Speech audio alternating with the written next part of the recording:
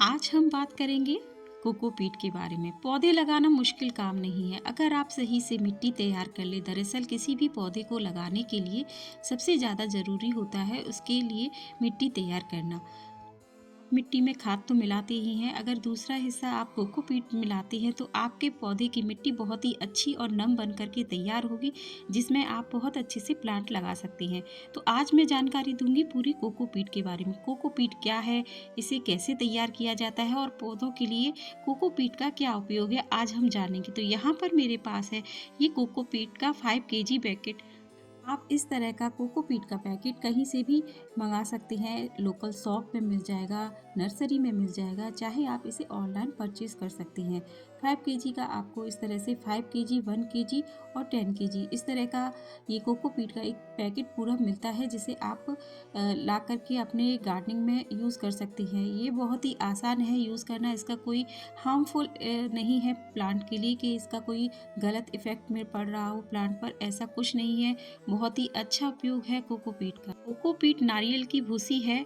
यह एक स्वाभाविक रूप से एंटी फंगल्स है, जो इसे बीज बोने के लिए एक उत्कृष्ट विकल्प बनाता है। कोकोपीट बागवानी का उपयोग मिट्टी संशोधन, पॉटिंग मिक्सचर और हाइड्रोपोनिक उत्पादन में भी किया जाता है। आप इससे हर प्रकार के पौधे लगा सकते हैं और अच्छी तरह से उगा सकते हैं। देखिए, आप जब कोकोपीट लेके आते हैं तो आप इसे डायरेक्ट ही प्लांट में नहीं लगा सकते हैं, क्योंकि इसमें कई तरह के कोकोपीट जो होता है समुद्री क्षेत्रों के आसपास से मिलता है, नारियल की बुरादी से बनता है, तो वहाँ पर नमक की मात्रा ज़्यादा होती है।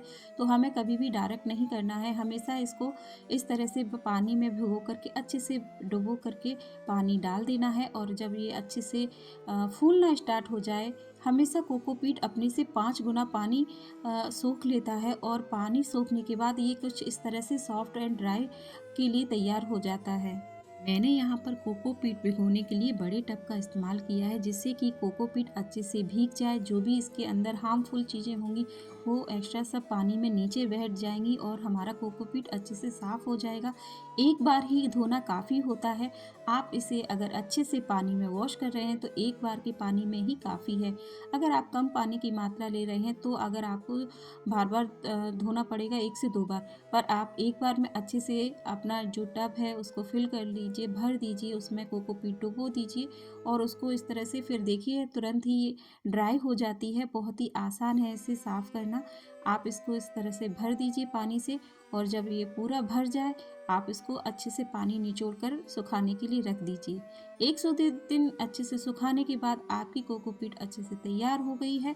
इसमें आप प्लांट लगाइए, चाहे आप इसमें बीज ग्रो कीजिए, किसी भी रूप में आप इसे अपने गार्डन में इस्तेमाल करेंगे तो बहुत ही आसानी से आपके पौधे आगे सरवाइव कर सकते हैं। साथ ही आपको बताऊंगी, कुछ लोग कहते हैं गर्मियों में कोकोपीट हमने अपने गमलों में लगा दिया है, लेकिन अब बरसात आ गई, क्योंकि बरसात के समय में प्लांट हमारे ओपन में रखे रहते हैं, नमी हो जाती है प्लांट में, तो हमें इसका क्या करना है, मिट्टी चेंज करनी है या नहीं करनी है, ये सारी जानकारी आज इस वीडियो में आपको मैं पूरा देखकर बताऊंगी कि आप क्या क्या कर सकते हैं, कौन से रूल हैं जो फॉलो करना है कि नहीं करना है।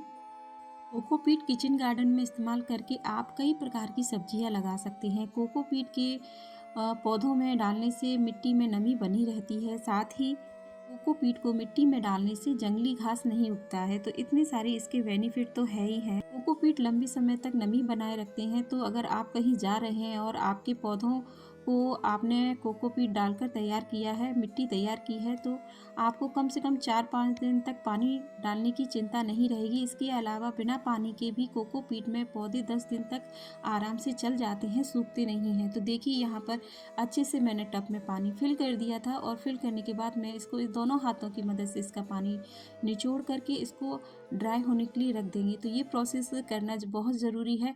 आप ऐसे नहीं है कि लिया और ऐसे ही छोड़ दिया, तो उसमें पानी काफ़ी टाइम तक रहेगा, सोख रहेगा और गीला रहेगा। तो आपको दोनों हाथों की मदद से इस तरह से पानी को अलग कर देना है और इस तरह से ड्राई होने के लिए छोड़ देना है। तो ये आराम से ड्राई हो जाएगा, सूख जाएगा, और आपका कोकोपीट तैयार हो जाएगा अपने प्लांट लगाने के लिए, सीड्स लगाने के लिए। अगर आप कोकोपीट को मिट्टी में भी यूज़ करना चाहते हैं तो आप इसे आसानी से मिट्टी में यूज़ कीजिए। आपके गमले की मिट्टी बहुत ही अच्छी तैयार होकर इसमें प्लांट लगा सकते हैं। साथ ही अगर आप मिट्टी ना यूज़ करके कोकोपीट में ही प्लांट लगा रहे हैं फिर भी बहुत अच्छा है। तो देखिए यहाँ पर मैंने पूरी कोकोपीट को धो करके अच्छे से सुखाने के लिए छोड़ दिया है। सुखाने के बाद आप इसे स्टोर करके रख सकते हैं। जब भी आप प्लांट लगाना चाहें आप इसमें प्लांट लगाइए। थोड़ी सी नमी बना करके ज़रूर रखिएगा, एकदम से ड्राई नहीं करना है, हल्की सी नमी बना करके रखिएगा जिससे इसमें नमी बनी रहेगी और ये आपकी कोकोपीट काफ़ी टाइम तक चल जाएगी। अगर आप इसमें सीधे ही पौधे लगाना चाहते हैं तो देखिए सीधे लगा दीजिए, बहुत अच्छा रहेगा। हैंगिंग पॉट में, बड़े बड़े गमलों में, प्लास्टिक के गमलों में और साथ ही जहाँ आपको कम पानी देना है इस तरह के गमलों के लिए आप कोकोपीट का बहुत ही अच्छा इस्तेमाल कर सकते हैं। यहाँ पर कोकोपीट में पानी बहुत ही कम देना पड़ता है तो आप डायरेक्ट प्लांट लगा दीजिए, बहुत ही अच्छे से सर्वाइव करेंगे आपके प्लांट और पानी देने की आपको इतना ज़रूरत नहीं पड़ेगी।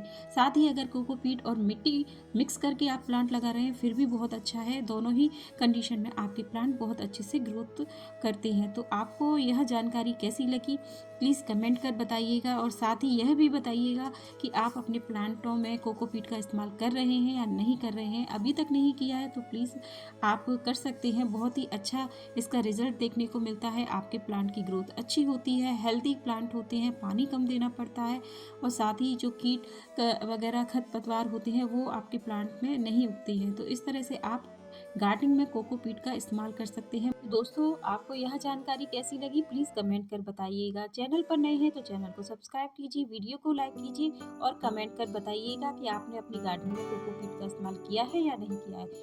Thanks for watching.